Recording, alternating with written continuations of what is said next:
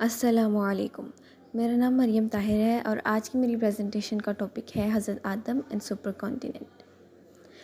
जैसा कि आप लोग जानते ही हैं कि अल्लाह ताला ने दुनिया को 6 दिनों में बनाया और दुनिया में सबसे पहला इंसान जो उतारे गए वो हज़रत आदम अलैहिस्सलाम थे। हज़रत आदम अलैहिस्सलाम को श्रीलंका के इलाके में उतारा और बाद में वो जाके अरफात में हज़रत हव्वा से मिले। तो उस वक्त ज़मीन कैसी थी?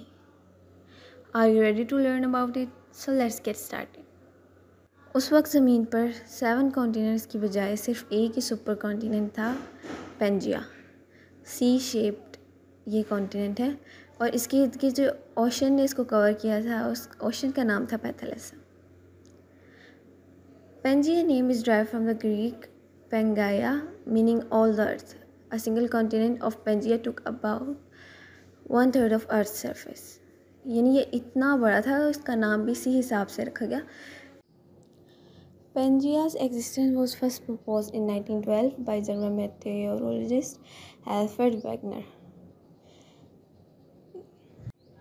और इसी तरह हम कुरान में देखें, जैसे सूरह नमल की आयत नंबर 88 में अल्लाह ताला फरमाते हैं वतरल जिबाल तहसबुहा जामिदतन वहिय तमुर्रु मर्र अस्सहाब सुनल्लाहु अल्लज़ी अतक़न कुल्ला शै इन्नहु ख़बीरुम बिमा तफ़अलून। और तू पहाड़ों को देखेगा, उन्हें जमे हुए ख्याल करेगा, हालांकि वो बादल के चलने की तरह चल रहे होंगे। ये उस अल्लाह की कारीगरी है जिसने हर चीज़ को मजबूत किया, बेशक वो तुम्हारे कामों से ख़बरदार है।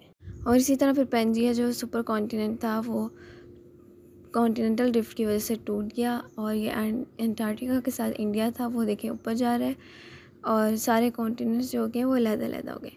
और फिर इसकी वजह से 2 न्यू सुपर कॉन्टिनेंट्स बने, लॉरेशिया एंड गोंडवाना लैंड।